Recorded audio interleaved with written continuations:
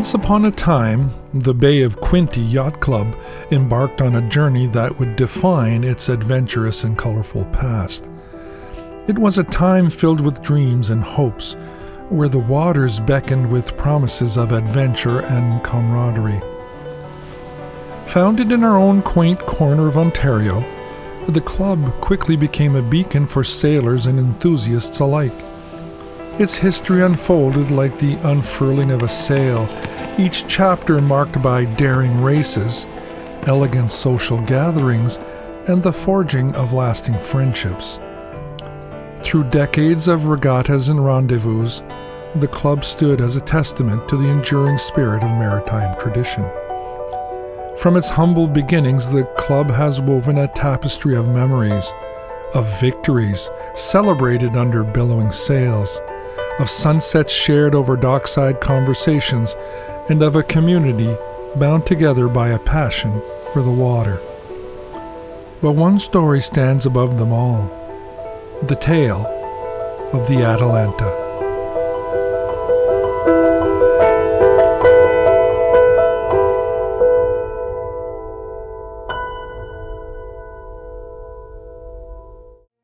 Now, Captain Alexander Cuthbert of Coburg was a vessel captain and a professional yacht skipper. He built a dozen large centerboard yachts for Lake Ontario on the Flatiron model and raced some of them himself, with considerable success. In essence, Captain Alex Cuthbert emerges as a significant figure in maritime history, renowned for his contributions to yacht design and racing, characterized by a blend of practical skill, innovative design choices, and unwavering confidence in his own abilities. Cuthbert, the skipper of the famous Gorilla, one of Coburg's most famous yachts, which was said to be as ugly as sin and as swift as Satan.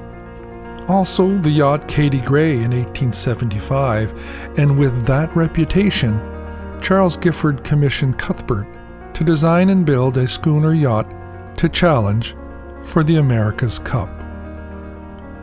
A great adventure lay upon this man. He named his new yacht Countess of Dufferin in honor of the new Governor General's wife. The Countess of Dufferin was built beside the old East Pier in Coburg by Cuthbert with his own adze and handsaw at a cost of $5,000, an extremely low figure even in those days for an America's Cup challenge. Now, the Countess of Dufferin, the yacht, not the lady, was launched in May with due ceremony, and she took a tour of the lake with natural pride. She was 107 feet overall, 23 feet 5 inches at the beam, and 107 feet on the waterline, with 22,000 square feet of sail.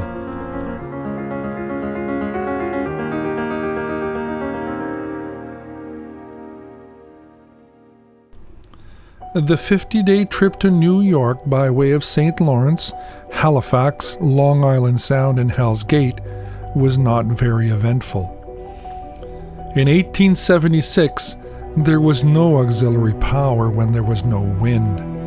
You relied on the white ash breeze, which meant taking to the oars, afterwards humorously known as the Armstrong motor. Alexander and his townsman Major Gifford had embarked on this audacious venture for the blue ribbon of yachting world without sufficient capital to carry it through, and ignoring the cardinal fact that in sport and in war, Americans will spend the last dollar, the last nickel, and the last red cent before they will be beaten. This mistake is all that can be fairly charged against the two Coburg sailors. The American defender, Madeline, her polished copper bottom shining like gold, won the first race, a 30-mile triangular affair by the comfortable margin of 10 minutes, and the next race, 20 miles to windward and back, by 27 minutes and 14 seconds. The Countess could have done better if better prepared, but she wasn't. The Countess came back to Lake Ontario by painful stages after a marshal's sale in New York of Major Giffords' interests. She took part in lake regattas and did well.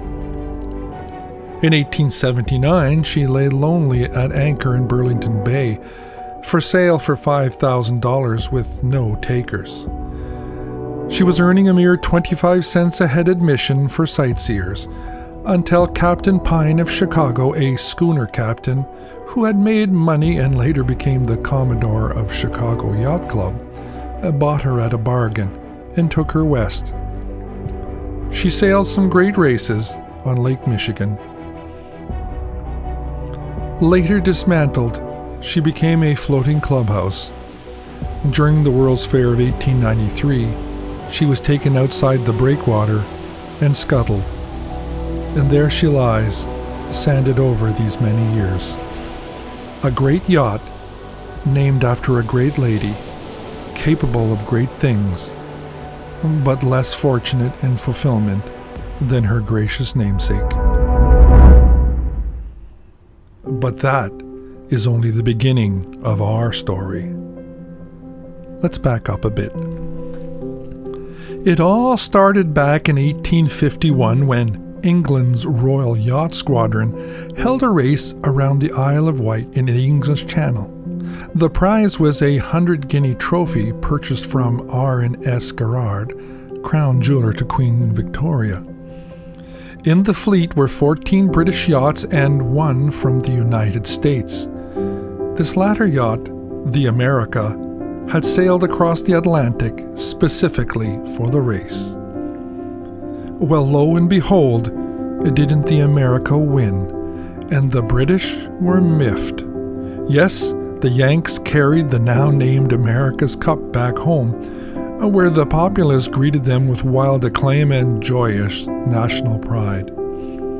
Subsequently, the victors donated the cup to the New York Yacht Club as a challenge cup for friendly competition between foreign countries. This act laid the foundation for what would become one of the longest-running and most prestigious competitions in sailing, with yacht clubs from around the world vying for the honor of competing for the Old Cup. The first to challenge were the British in 1870. They came, they sailed, they lost. Undaunted, they tried again the very next year with another boat. As before, the Cup stayed in New York. Much heat, rancor, and accusations of bad sportsmanship accompanied these contests.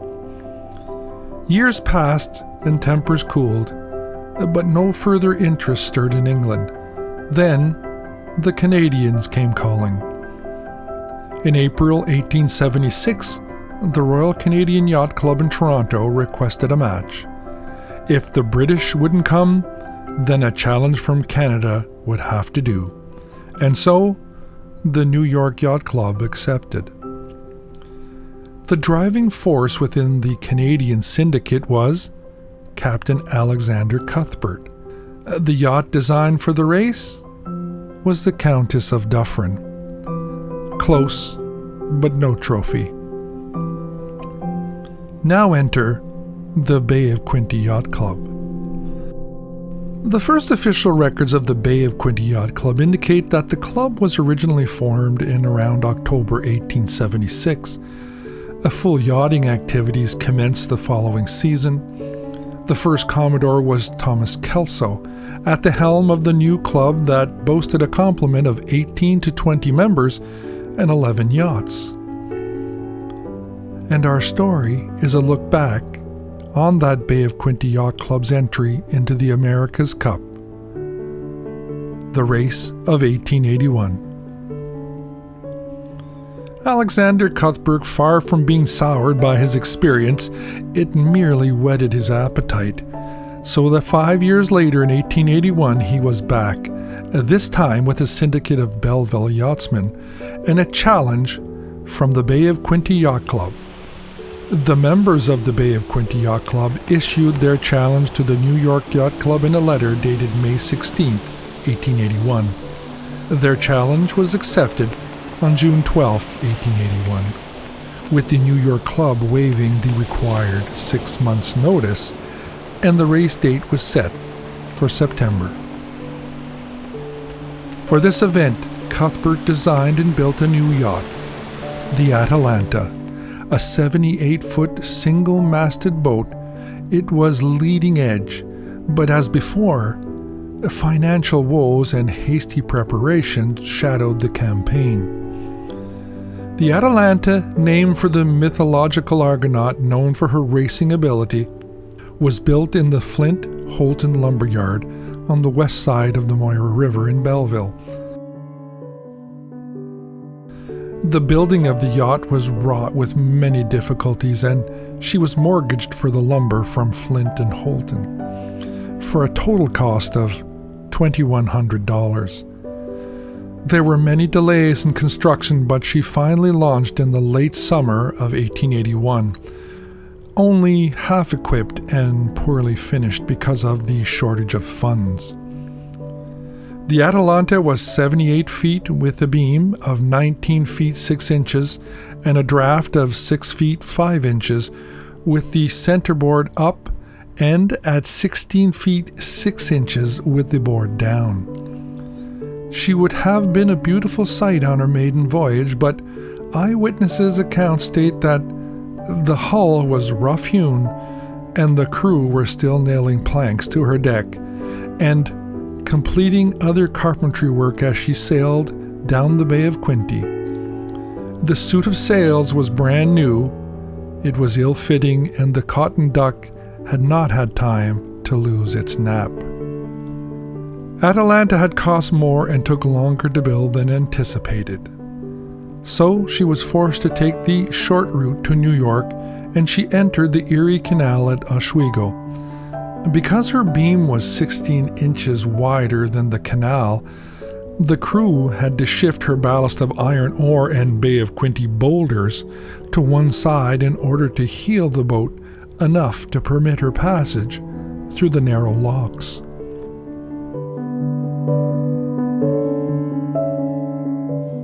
She was then towed through the canal by teams of mules.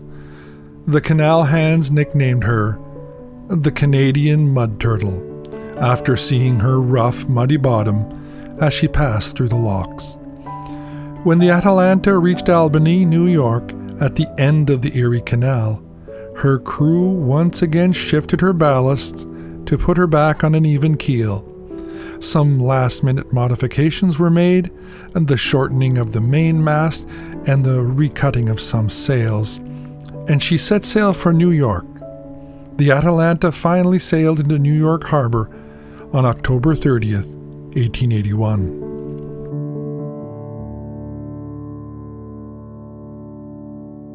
The American Defender, Mischief, was the second yacht built in the United States and the first one to defend the America's Cup.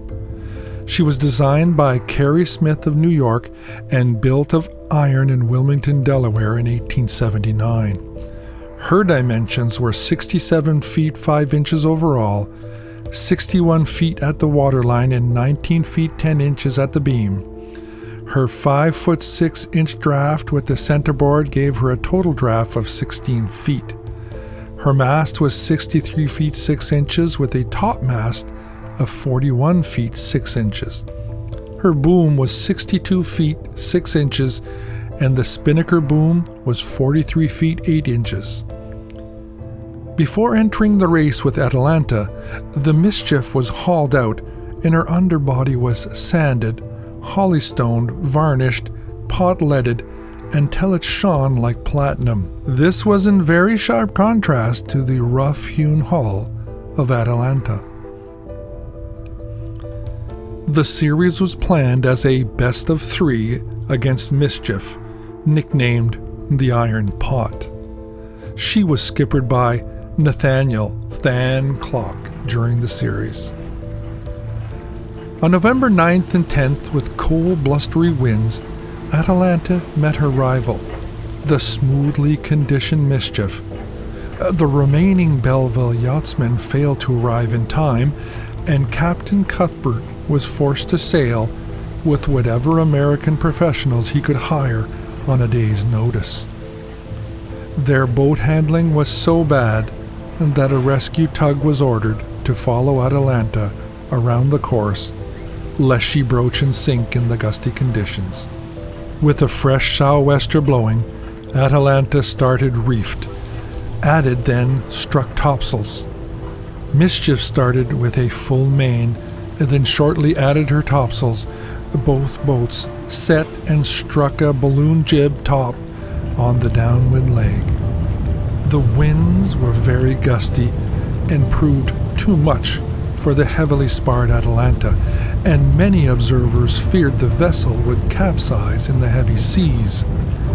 Atalanta lost 40 minutes in reefing sail, and as a result lost the first race to Mischief by 28 minutes and 20 seconds. The second race was held the following day in a strong northwest wind. The course was over 30 miles long, and the Atalanta crossed the start line only 30 seconds behind the Mischief. Atalanta seemed to be holding her own until the spinnaker boom snapped, causing a loss of speed and time.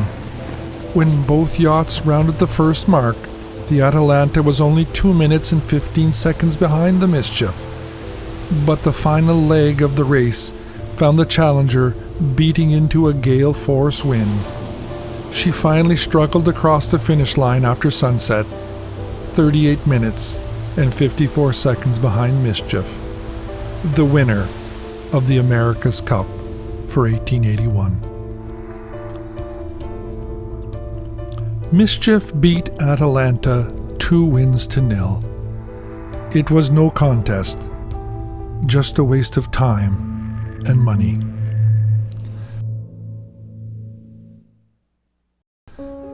Despite the setback, Captain Cuthbert knew that the Atalanta had much untapped potential.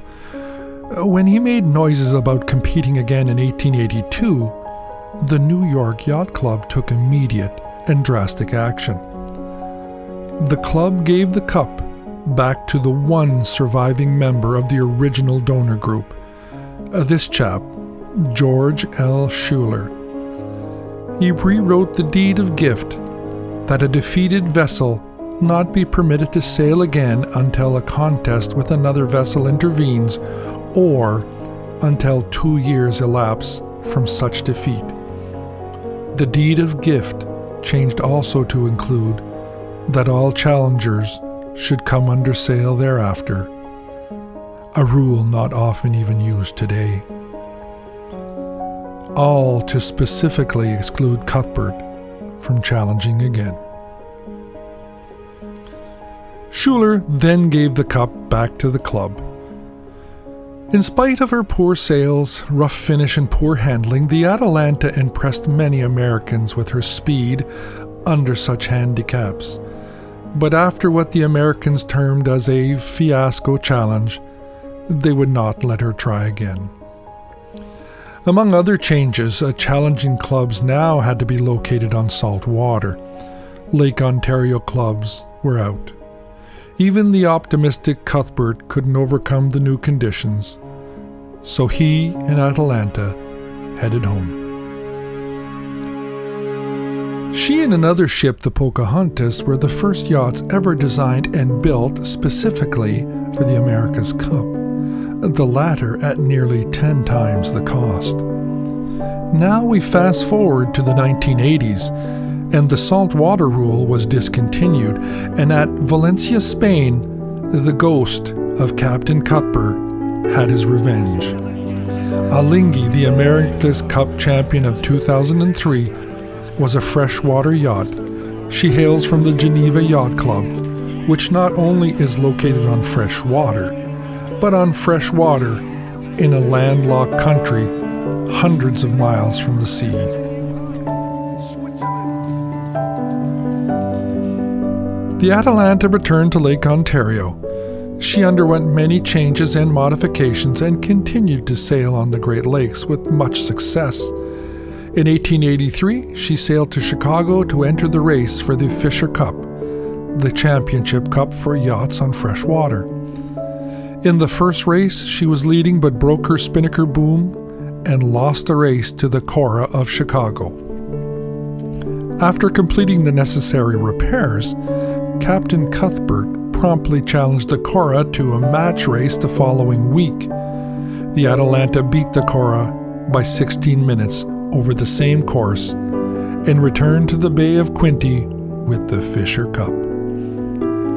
She held this trophy from 1883 until 1886, when she was defeated by the Nora, which was also built by Captain Cuthbert and owned by John Bell, Queen's Counsel of Belleville. Sadly, the Atalanta was partially burned in 1896 and was subsequently sold and taken to Chicago, where she was rebuilt with higher sides and flush decks. She was last heard from in New Orleans around the turn of the century. The pride of the Bay of Quinte Yacht Club, lost to the ages. It is possible to conclude that the Atalanta lacked preparation and crew training. The state of her hull and sails left much to be desired. It might also be said that under the right weather conditions, she could have been much more competitive, if not even a winner.